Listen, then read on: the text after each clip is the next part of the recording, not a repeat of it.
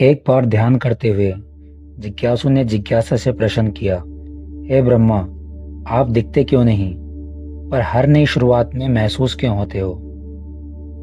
ध्यान की शांति में प्रकाश फैला और एक कमल प्रकट हुआ। उस कमल पर विराजमान थे ब्रह्मा। ब्रह्मा बोले, मैं रूप से कम संकेतों से ज्यादा समझा जाता हूँ। मेरे चिन्ह ही मेरी शिक्षा है।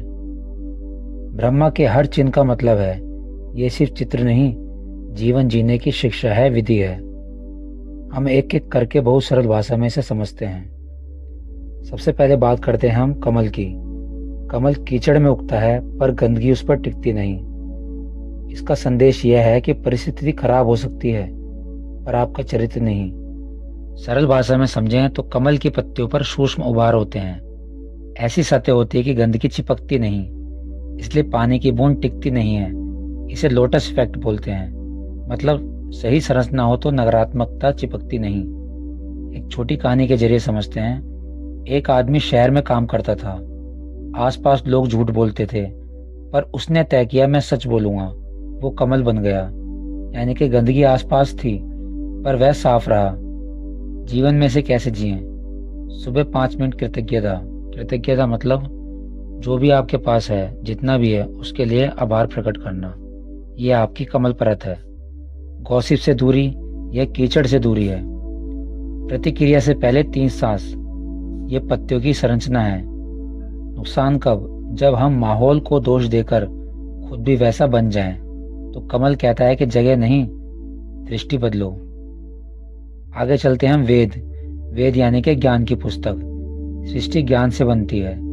हर चीज इंफॉर्मेशन से बनती है। डीएनए भी एक जानकारी है, कोड है। देखिए, घर बनाने से पहले नक्शा, खाना बनाने से पहले रेसिपी, यानी ज्ञान। उदाहरण के जरिए समझते हैं। एक कहानी। एक युवक बिना पढ़े लिखे व्यापार शुरू कर बैठा। जल्दबाजी में घाटा हुआ।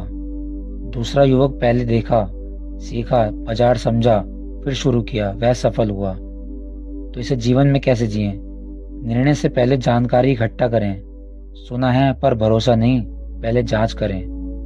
रोज सुबह 20 मिनट सीखना वेद का अभ्यास है। नुकसान कब होगा? जब अधूरा ज्ञान होगा प्लस पूरा अहंकार, यानी कि बड़ा नुकसान। तो ब्रह्मा जी यहाँ कहते हैं, पहले समझो फिर बनाओ। कमंडल यानी कि जल पात्र, संतुलन और ऊर्जा। जल जीवन की मूल ऊर्जा है। मानव शरीर 60 to 70% पानी है। बिना पानी जीवन नहीं। एक कहानी के जरिए समझते हैं। एक किसान ने पौधे को कभी पानी नहीं दिया तो वह सूख गया।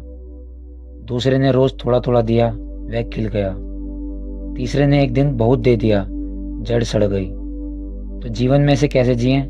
काम और आराम में संतुलन बनाएं। भावनाओं में संतुलन, ना अति खुशी ना अति दुख। पैसे में संतुलन, ना फिजूल खर्च करें ना ज्यादा कंजूसी। नुकसान कब? अति हर चीज की बुरी है, काम की भी आराम की भी। तो संतुलन होना जरूरी है। कमंडल सिखाता है कि ऊर्जा को संतुलित रखो। माला। माला यानी कि अभ्यास की शक्ति। देखिए, माला दोहराव का प्रतीक है। जो रोज जपते हैं वही बनते हैं। विज्ञान के हिसाब से दिमाग में आदतें न्यूरल पाथवे बनाती हैं। मतलब बार बार दोहराने से रास्ता मजबूत होता है। इसे न्यूरोप्लास्टिसिटी कहते हैं। कहानी के जरिए समझते हैं। अगर रोज गुस्सा करेंगे तो गुस्सा आदत बन जाएगा। अगर रोज शांत रहेंगे तो शांति आदत बन जाएगी। माला कहती है, जो दोहराओगे वही बनोगे। तो जीवन में से कैसे जिएं? रोज 5 मिनट अच्छी बातें लिखें। रोज 10 मिनट शांति का अभ्यास करें।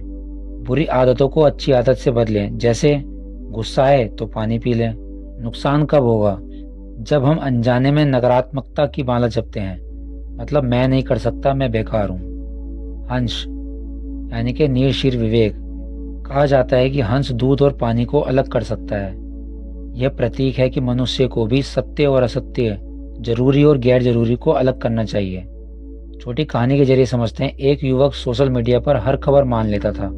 दूसरा युवक पढ़ता, जांचता, फिर मानता। पहला भ्रम में जीता रहा, दूसरा हंस बन गया, यानी कि विवेक से जिया।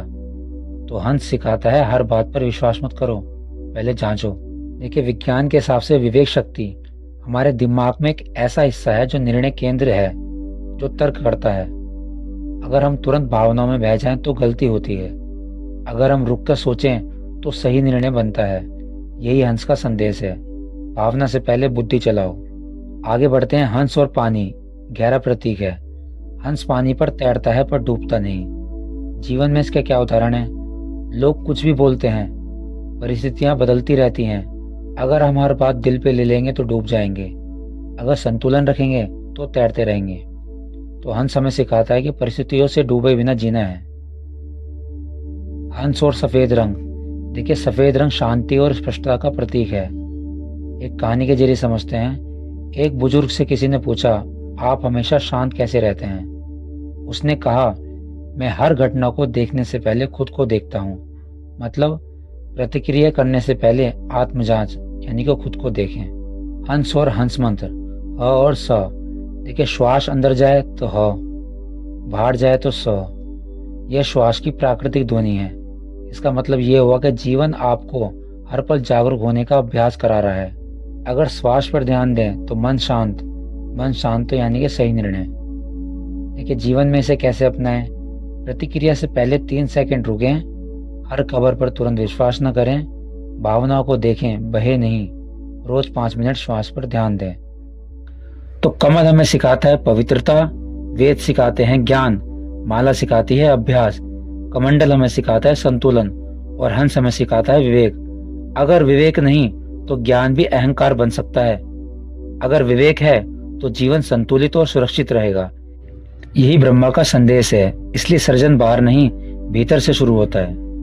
ओम ब्रह्माय नमः। वीडियो अच्छी लगी हो तो आप हमसे जुड़ भी सकते हैं हमारा चैनल सब्सक्राइब करके। और अगर आपके मन में कोई थॉट हो, कोई विचार हो, तो आप हमसे शेयर कर सकते हैं कमेंट करके। धन्यवाद।